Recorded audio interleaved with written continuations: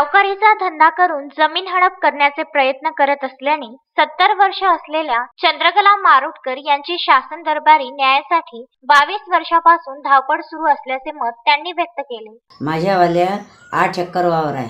नंदकिशोर खंडलवारनं माझ्या 8 एकरातून 4 एकर वावर माझ्या पोरापासून सही घेऊन दारूच्या नशेतनी सही घेऊन त्यानं कोर्टातनी केस टाकली। कोर्टाची 22 वर्षापासून मी केस भांडत आहे, तरी मला इथून मला न्याय मिळत नाही। नेहमी पैशाच्या जोरानं या खंडलवालाच न्याय मिळत आहे। म्हणून याचे 2 लेकरं बा, याला आईसुद्धा नाही आहे मुलांना। 2 लेकरं आणि 14 जणांचा कुटुंब मला एकटीला पोसावं लागते। आता माझी वय 70ची आहे।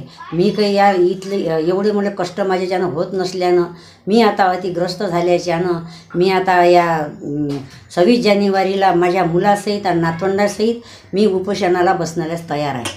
अमरावती जिल्ह्यातील तहसील नांदगाव खंडेश्वर अंतर्गत सातरगाव येथील रहिवासी विलास मारोटकर वय 45 वर्ष असून तो अतिग्रस्त रुग्ण आहे। त्याची सातरगाव येथे 8 एकर जमीन आहे। विलासला पैशाची नितांत गरज असल्याने त्याने 25,000 रुपये सावकारी कर्ज घेतले असता काही दिवसानंतर परतफेड करण्यासाठी विलास मारोटकर तसेच त्याच गावातील सुरेश चौधरी हे गेले असता त्याची जमीन विकत घेतल्याचे बोलले गेले। तेव्हा विलासने ही सर्व हकीकत आईला सांगितली। तो अतिग्रस्त रुग्ण असल्याने तो धावपळ करू शकत नाही। मला पैशाची काही अडचण भासली होती, त्यामुळे मी त्या नंदकिशोर खंडेलवालकडे 25,000 रुपये व्याज दराने सावकारी व्यवहार मागणी करता गेलो होतो। तर त्यांनी मला सावकारीच्या याच्यावर कर्ज दिले, 25,000 रुपये कर्ज दिले आणि ते जे रजिस्टर स्टॅम्प होता, हा स्टॅम्पच्या खाली स्टॅम्प ठेवून मी दारूच्या नशेत होतो, त्या स्टॅम्प खाली स्टॅम्प ठेवून त्यांनी त्याच्यावर माझी सही घेतली। त्याच्यावर तो जो रजिस्टर स्टॅम्प होता तो स्टॅम्प लावलेला नव्हता। वकिलाला म्हटलं हे काय आहे, म्हटलं काही नाही आहे म्हणे, हे प्रूफ आहे म्हणे पैसे दिले याबद्दलचं।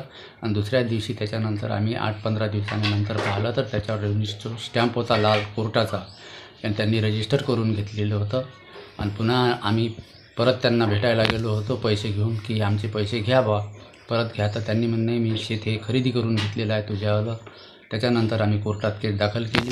दाखल केल्यानंतर आम्हाला न्याय मिळाला नाही। आम्ही 20 वर्षापासून त्या केसमध्ये रेंगाळत आहोत आणि मी या अतिरुग्ण असून माझ्याकडून हे कुठल्याही प्रकारचा कामधंदा होत नाही। माझे मुलं बाळ हे आपल्या रस्त्यावर येण्याचे प्रयत्न आहेत। जर मला 25 तारखेपर्यंत 26 जानेवारी 25 तारखेपर्यंत जर न्याय मिळाला नाही तर मी आत्मदहन करण्यास प्रवृत्त आहोत। तेव्हा विलास आणि त्यांचे चिमुकली मुले यांचे जीवन शेतीच्या उत्पादनातून सुकर व्हावे म्हणून वयोवृद्ध आई चंद्रकला मारोटकर यांनी न्याय मिळावा म्हणून शासनाचे शेती संबंधित सर्व दरवाजात जाऊन न्यायाची भीक मागितली, परंतु त्यांच्या खऱ्या परिस्थितीचा कुठेही विचार केला नसल्याने शेवटी त्यांनी आत्मदहन करण्याचा पर्याय निवडलेला आहे। चंद्रकला मारोटकर यांनी शेती ज्यावेळी घेतली त्यावेळेस मी हजर होतो। शेती करता तिला मी पैसे कंपनी उसने पण दिले होते। त्यानंतर त्या बाईचा मुलगा विलास मारोटकर, निळकंठ मारोटकर हे 2 मुलं असताना तिने ती शेती त्या मुलाच्या नावाने करून दिली। तिला वाटतं मी काय करणार बा, माझी मुलं सांभाळची, आज मी आहे नाही आहे। त्या बाईने मोलमजुरी करून शेती घेतली, अतोनात कष्ट केले, आचार्य काम केले, आचार्य काम करून पैसा कमवला, शेतामध्ये रात्र राबली, शेतामध्ये डोरे पण चालवले। अशी याबाईची परिस्थिती अत्यंत हलाखी असताना मुलाबाळा सांभाळ करण्याकरता तिने केली। परंतु विलास हा मुलगा व्यसनाआधी गेला असल्यामुळे त्याने ही शेती खंडेलवाल्याला 20,000 रुपयात दिली। 20,000 रुपये घेतले आणि त्याला ती शेती दिल्या गेली। दिल्यानंतर त्याला पैसे वापस करताना मला धंद्याकरता पैसे पाहिजे असे म्हणून पैसे आणले, परंतु त्याने विलास मारोटकर दारू पाजून ती शेती आपल्या नावाने करून घेतली। प्रदीप रघुते, विदर्भ न्यूज, येनस।